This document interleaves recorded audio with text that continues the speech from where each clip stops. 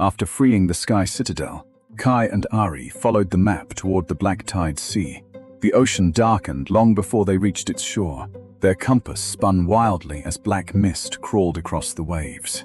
Countless wrecked ships appeared like skeletons in the fog. Far ahead, a shadowy flagship sailed between the broken masts. On its deck stood Captain Morvac gripping Master Soren's stolen staff. A sudden whirlpool grabbed their small ship and dragged it sideways. A giant shape moved beneath the water like a sleeping sea serpent. Ari spotted a narrow current leading into the wreck field. They escaped the whirlpool and landed on a chained harbor made from sunken ships. The graveyard port was built from broken hulls, ropes, and hanging lanterns. Maced pirate scouts watched every step from above the masts. When the scouts attacked, Kai disarmed them without drawing blood. An old ferryman named Boro appeared from the fog holding a blue lantern. Boro warned them that Morvac ruled the sea through fear and curses. He explained that fighters were forced to survive the arena of wrecks. Above Morvac's throne mast, Soren's staff glowed with trapped light. Kai entered the tournament under the name Silent Red once again. While Kai registered, Ari slipped away with Boro toward the prisoner decks. The first challenge began across collapsing planks between drifting ships. Heavy anchors swung from broken cranes and smashed the boards apart. Several fighters fell, but Kai caught them and lifted them back up.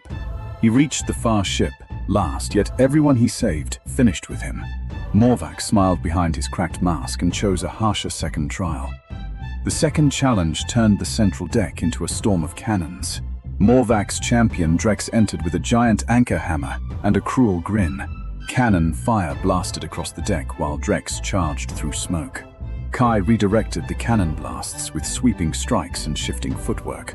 He used Drex's own momentum to slam the hammer into the mast instead. Drex fell to one knee, but Kai refused to strike him again. He whispered that Morvac's power came from a sealed chamber below the harbor. Ari and Boro found that chamber hidden beneath the prisoner cages. There they met Mira, a navigator imprisoned for refusing to serve Morvac. Mira revealed old charts showing tunnels beneath the Black Tide. Before they could escape, guards surrounded the chamber and sealed the exits. Back in the arena, the third trial began inside an underwater bell cage. Kai was chained beneath the sea against a fast, silent fighter named Leo. Kai realized Leo's attacks were not cruel, only desperate and controlled. He saw a cursed shell clasped around Leo's neck. One precise cut broke the shell and freed the trapped fighter. Leo helped Kai shatter the chains around the cage. When they rose back to the surface, Morvac was openly furious. He ordered ghost fog to cover the harbor and swallowed the arena in shadows. From the mist came spectral sailors with glowing eyes and rusted blades. The crowd screamed as the ghost fleet drifted between the wrecks. Boro stepped forward and admitted he had once guarded this sea temple. He said Morvac had stolen the tide seal and corrupted the dead. High above, Soren's staff arse pulsed as if trying to guide Kai. Morvac declared a final gauntlet across shattered masts over open water. Kai crossed the mast bridge while ghost arrows flew from every side. Ari broke free with Mira and sabotaged the ballista towers. Their ropes snapped and the ghost archers crashed harmlessly into the sea. Kai reached the center mast where two masked blade twins blocked his path. He defeated them with silent step and left them tangled in their own chains. The harbor prisoners began chanting for Silent Red. Enraged, Morvac released the Abyss Knight from a cage of anchors. The giant warrior rose in rusted armor with a chained anchor blade. Kai noticed the same cursed shell pulsing inside the knight's chest plate. Ari and Mira freed the prisoners while Drex watched in silence. Kai climbed the giant anchor chains. Instead of attacking head-on, he drove Storm Palm into the cursed shell and shattered its control. The Abyss Knight removed his helmet and revealed a weary human face. He knelt and said Morvac served a deeper force beneath the sea. He warned that the next seal slept under the stone moor trench. Before anyone could question him further, Morvac threw smoke bombs into the harbor. He seized Ari and escaped to his flagship with Soren's staff. He challenged Kai to come alone if he wanted his friend back. Kai crossed the rocking gangplank and boarded the flagship without hesitation. Inside, the ship was filled with hanging lanterns and cages of captured souls. a purple projection of Karen appeared above the captain's table. Karen mocked Kai and claimed Soren still refused to reveal the last dawn path. He ordered Morvac to take Kai's broken sword at any cost. Morvac offered Ari's freedom in exchange for the dawn key. Kai refused, and the duel began across a slanted mast in a lightning storm. Morvac attacked with Soren's staff in one hand and a curved cutlass in the other. Blue waves and black mist twisted around every strike. Morvac knocked Kai's sword loose and sent it sliding across the mast. For one dangerous moment, Kai hung over the sea with only one hand. He remembered how Soren taught him that calm survives where force fails. Meanwhile, Ari escaped her ropes with Mira's hidden blade. They climbed below deck and found the engine room powering the sea curse.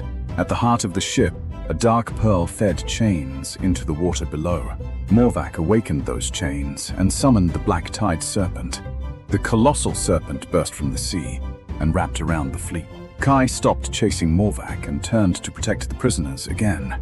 Ari and Mira cut the lines feeding power into the dark pearl. The serpent's glowing eyes softened as the curse weakened. It roared toward the clouds and smashed the prison barges open.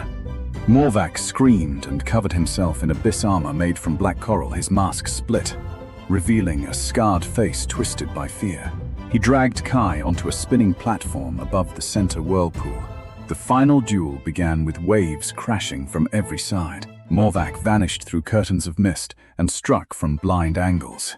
Kai closed his eyes and listened to the rhythm of the water. Ari threw Kai his sword while leaping across a broken spar. Kai caught it and carved a blazing red crescent through the fog. The strike shattered the gem binding Soren's staff, but spared the staff itself. Freed energy burst across the sea and broke the curse on the fleet. Morvac fell to his knees as the abyss armor cracked away. He confessed he had once been a champion who chose power over mercy. He warned that ships vanished because a buried kingdom was pulling them below. Then Karen's portal opened and stole the dark pearl from Morvac's hands. Karen escaped once more, leaving the graveyard to collapse without its curse. Wrecked ships began sinking as ghost fire faded from every mast. Kai, Ari, Mira, Drex, and Lyo helped the prisoners onto safe vessels. The Abyss Knight carried the wounded across falling bridges of wood and chain. Boros saluted Kai with his lantern as his spirit finally found peace. At sunrise, the black fog lifted and the sea turned silver blue. Freed sailors cheered as Morvac's banners were torn down. Soren's staff floated into Kai's hands and glowed beside the broken sword. A new golden mark appeared on the blade, proving another seal was cleansed. Myra opened her ancient chart and matched it to the light of the staff. It pointed toward the Stonemore Trench at the edge of the sea. Drex chose to remain behind and guard the freed harbor. Lyo led the surviving fighters in rebuilding the wreck port into a safe refuge. Ari promised she would follow Kai into whatever darkness waited below. That night, the staff projected a vision of Soren chained in a stone chamber. Behind Soren stood a giant carved crown and walls of glowing crystal. Mira recognized the image as part of the hidden underground kingdom. Kai set the staff beside his sword and prepared the ship for the next journey. In Ember Village, strength decided who deserved respect. Kai was the thinnest boy there, with trembling knees and gentle eyes. Other children lifted stones while Kai struggled with an empty bucket. They laughed whenever his arms shook or his feet slipped. Brack, the strongest village youth, called him a broken twig. Kai lowered his head, but he never answered cruelty with cruelty. His father Rowan repaired tools for people who rarely paid him. His mother Elia shared food from nearly empty bowls, while little Naya believed Kai would someday become brave. The family lived in a crooked house beside the village wall. Neighbors mocked the leaking roof and kicked mud across their doorway. Brack's gang broke Rowan's tools, simply to watch him rebuild them. When Kai protested, they pushed him down before the whole market. Rowan taught that patience was not weakness, though every quiet day invited another insult. One winter evening, the council seized the workshop, claiming weak families had no right to valuable land.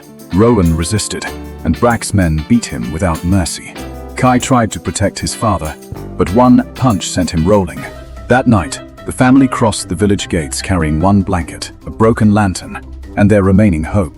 Kai promised he would someday return with enough strength to protect them. Before he could leave, Brack's gang found him gathering medicine.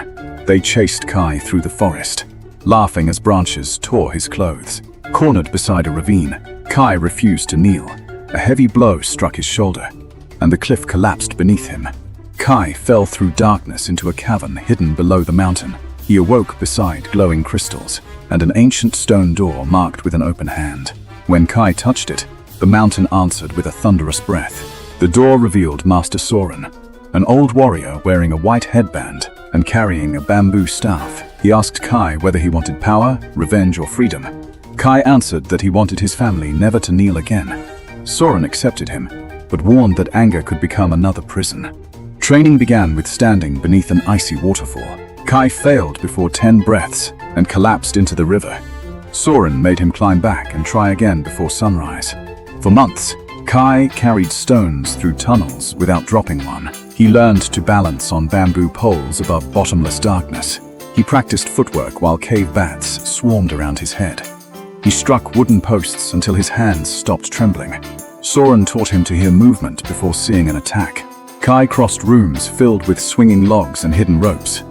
He learned the silent step, moving without disturbing a candle flame. He learned the iron root, standing firm against crashing boulders. He learned the red crescent, a sword strike faster than sight. He learned the storm palm, releasing force without touching an enemy. Years passed, and Kai's thin body became lean, balanced, and impossibly controlled. Yet Soren praised him most when he chose not to strike. On the final day, Soren placed a silver sword before him. Kai lifted it, then set it down and chose his father's broken blade. Soren smiled, knowing the boy had finally mastered himself. Kai climbed from the cavern as a young man with calm white eyes. Ember Village looked richer but more frightened, with Brack commanding the Iron Crest fighters. He taxed every family and punished anyone who questioned him. Kai found his family in a damaged hut, and older Naya recognized his red headband immediately. The family embraced him, amazed that he had survived. Kai repaired the roof before speaking about revenge. The next morning, Brack's collectors arrived demanding an impossible payment. They laughed at Kai's quiet voice and called him a wandering beggar. Kai paid with the few coins he carried and avoided a fight. His father worried that years away had made him fearful. Kai answered that strength should wait until there is no wiser choice. Brack soon ordered Rowan to surrender the hut as well. When Rowan refused, the collectors smashed the family's new roof. Kai caught every falling beam before it touched his family. The collectors attacked, but Kai stepped between their blows like smoke. He disarmed them without breaking a bone and sent them running. News spread that the weak boy had returned with impossible skill. Brack summoned Kai and demanded that he kneel in the public square. Kai stood calmly while the same villagers gathered to laugh. Brack struck first, but Kai stopped the club with one finger. The square fell silent for the first time in many years. Kai could have defeated him there, but exposed the council's stolen records instead. The records proved Brack had seized homes, food, and tournament rewards. Brack burned the papers and challenged Kai under arena law. If Kai lost, his family would be banished forever. If Kai won every regional arena, the council would face judgment. Kai accepted, because the law could free every oppressed family. His first match was held in the dusty Ember Ring.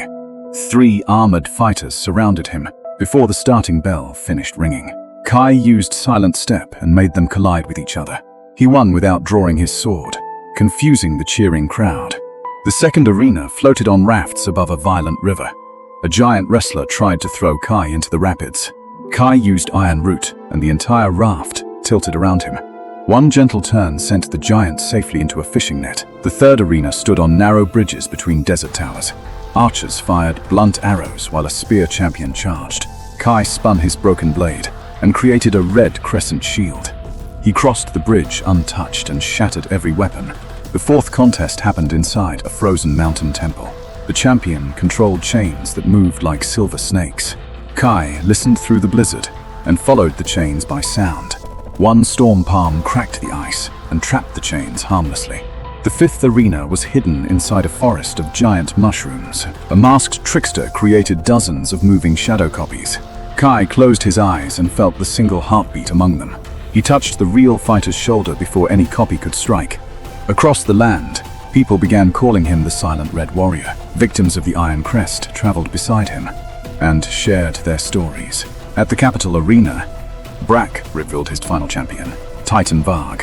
Varg wore black armor and carried a hammer larger than a house. Each hammer strike shattered stone and launched fire across the ring. Kai dodged until he noticed frightened workers beneath the arena floor. He stopped attacking and used Storm Palm to shield them from collapse. The crowd saw that Kai valued strangers more than victory. Varg hesitated, then admitted Brack had threatened his own family. Kai broke Varg's chains and invited him to stand against the tyrant. Furious, Brack entered the arena wearing forbidden crystal armor. The armor multiplied his strength and covered the sky with red lightning. Brack attacked Kai's family. In the stands to force his rage, Kai caught the lightning, grounded it, and protected everyone. He remembered Soren's warning and refused to become anger's prisoner. Using every lesson together, Kai moved through the storm unseen. His broken blade struck the crystal core with one perfect red crescent. The armor exploded into harmless light, leaving Brack powerless. Brack begged for mercy from the family he had tormented. Kai spared him and delivered him to the people for judgment. The stolen homes and workshops were returned to their owners. Rowan reopened his shop. Ilya fed travelers, and Nia trained as a healer. Kai entered many more arenas, but never fought for pride. He became champion wherever cruelty ruled, and left freedom behind. Above his family's rebuilt home, the red headband moved in the wind, and everyone remembered that the weakest boy had mastered the greatest strength. Peace returned to Ember Village, but Kai knew his journey had only begun. One night, Rowan's broken sword suddenly glowed beneath the moon. A hidden map appeared across the blade, pointing toward the northern sky. At dawn, a wounded messenger collapsed beside the village gate. He carried a torn banner marked with a floating mountain and 7 circles. The messenger warned that champions entering the Sky Citadel never returned. Kai recognized Master Soren's open-hand symbol beneath the bloodless tear. He promised his family he would uncover the truth and return safely. Raran gave Kai a repaired sheath, while Naya tied medicine to his belt. Kai crossed the Wind Canyon, where even birds avoided the roaring cliffs. Broken tournament banners hung from trees like warnings from vanished fighters. Mad scouts attacked from the fog, testing every traveler who passed. A swift fighter with a blue scarf struck Kai from above. Their blades clashed briefly before Kai calmly disarmed the stranger. The stranger was Ari, a scout searching for villagers taken by the citadel. Ari distrusted champions, but Kai's mercy convinced her to guide him. They climbed an ancient lift chained beneath a floating stone platform. A violent storm tore at the lift as lightning surrounded the mountain. Shadow-winged creatures dived from the clouds, cutting the support ropes. Kai and Ari leaped onto the platform as the lift vanished below. Above them stood the Sky Citadel, beautiful, enormous, and completely silent. Iron guards marched through streets, while frightened citizens watched from windows. Captured fighters were displayed in cages beneath Purple Storm's banners. Lord Karon announced the tournament of 7 seals from a golden balcony. He promised freedom to anyone who survived every impossible trial. Kai entered under the name Silent Red, drawing laughter from armored champions. Karon noticed Kai's broken sword and quietly ordered guards to watch him. While Kai prepared, Ari slipped through rooftops toward the prison tower. The first trial began inside a forest growing above the clouds. Living branches rearranged the paths whenever fighters looked away. Whispering trees copied the voices of Kai's family, begging him to return. Kai closed his eyes and followed the quiet rhythm beneath the false voices. He discovered lost competitors trapped inside thorn cages.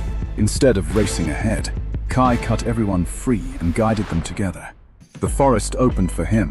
Recognizing compassion as the true answer, Kai exited first, while the rescued fighters emerged safely behind him. The crowd stopped laughing, and Karon's interest turned into fear. The second trial stretched across rope bridges above an endless white abyss. Blades of compressed wind swept across the bridges without warning. Raze, an arrogant champion with an orange headband, charged ahead recklessly. To gain the lead, Raze sliced the bridge ropes behind him. Several competitors fell, but Kai caught the collapsing bridge with one hand. He used Iron Root, anchoring himself while the storm dragged everyone sideways. With one storm palm, Kai redirected the wind and restored the bridge. Raze attacked again, but Kai defeated him with a single controlled step. Kai spared Reyes and pulled him away from the edge. For the first time, Reyes understood that victory without honor meant nothing. Inside the prison tower, Ari discovered a chamber beneath the lowest cells. The chamber walls carried Master Soren's emblem and 7 empty stone circles. Before Ari could investigate, Karen's guards surrounded and captured her. Karen chained Ari above the arena, expecting Kai's anger to weaken him. The third trial began on a metal platform beneath a thundercloud. Kai faced Volt, a blue-armored monk who commanded lightning with chained staffs. Every pillar around them attracted electricity toward the center ring. Karen secretly overloaded the pillars, turning the match into an execution. Volt attacked with dazzling speed, unable to control his own movements. Kai saw a glowing control collar hidden beneath Volt's armor. He caught a lightning strike on his sword and redirected it upward. One precise slash broke the collar without harming Volt. Freed from control, Volt stood beside Kai against Karon's guards. Enraged, Karen released a chained storm beast above the spectators. The creature crashed through the arena, scattering guards and civilians. Kai and Volt protected the crowd instead of chasing tournament victory. Kai formed a storm palm shield, while Volt grounded the lightning. A red crescent cut the creature's chains, not its body. Once freed, the storm beast calmed and bowed its head to Kai. The crowd openly cheered, forcing Karon to continue the tournament. The fourth trial was the Mirror Hall, where every fighter entered alone. Thousands of mirrors showed Kai as the frightened child he once was. Other mirrors showed him destroying Ember Village in the name of revenge. A false image of Soren accused Kai of wasting the power he received. For one painful moment, Kai believed every cruel reflection. Then he remembered Rowan, saying patience was strength under control. Kai accepted his weakness instead of hiding from it. The mirrors shattered, revealing a crystal key within the floor. From her cell, Ari sent Kai a secret signal using reflected moonlight. Karen revealed that Kai's broken sword could unlock the hidden Dawn Seal. The final trial opened inside the ancient Sky Colosseum. Karon awakened a stone dragon sleeping beneath the arena. The giant guardian rose above the towers, shaking the entire floating city. Kai avoided its claws while studying the symbols carved across its armor. His broken sword glowed brighter whenever the dragon came near. The dragon recognized Soren's emblem and briefly stopped attacking. Karon activated purple corruption chains buried inside the Guardian. The dragon roared and attacked wildly against its own will. Kai climbed across its moving stone armor toward the corrupted core. He could destroy the dragon, but refused to kill an enslaved Guardian. Kai pressed Storm Palm energy directly into the purple crystal. The corruption shattered, and golden light returned to the dragon's eyes. The ancient Guardian bowed, declaring Kai the rightful victor. The arena erupted in cheers as every imprisoned fighter demanded freedom. Karen rejected the result and attacked Kai with twin chain blades. Ari escaped her cell, using the moonlight signal and a hidden lockpick. She opened the prison tower and freed every captured villager. Volt and Reyes led the fighters against Karen's remaining guards. The entire citadel rose together against the storm tyrant. Karen covered himself in forbidden armor powered by a purple seal. He challenged Kai on a narrow platform above the clouds. Karen vanished between lightning flashes, striking from impossible directions. A chain blade cut Kai's shoulder, but he remained standing. Kai remembered Soren's lesson that silence reveals what speed conceals. He listened beyond the thunder and found Karon's true heartbeat. Kai used Silent Step and sliced the armor's power anchor. Karon slipped from the platform but caught a hanging chain. Kai reached down and offered his enemy a hand. Karon pretended to accept, then attacked with a hidden blade. The stone dragon caught Karon before he could escape. Defeated, Karon revealed that Master Soren was alive beyond the Black Tide Sea. He stole a dark seal from his armor and escaped through a portal. Without the seal's power, the Sky Citadel began collapsing. Kai, Ari, Volt, and Reyes guided civilians toward the outer platforms. The stone dragon carried hundreds safely through the falling towers. By sunrise, the floating city was free from Haron's rule. Families reunited while former prisoners lowered the purple banners. Inside the sealed chamber, Kai found a map showing 7 hidden temples. The next symbol pointed toward a ship graveyard within the Black Tide Sea. Volt and Reyes remained behind to rebuild, promising to answer Kai's call. Ari boarded Kai's ship, determined to help him find Master Soren deep inside a dark vessel. Karan met a masked captain holding Soren's staff. As Kai sailed north, the enemy ship followed silently beneath a moonless sky.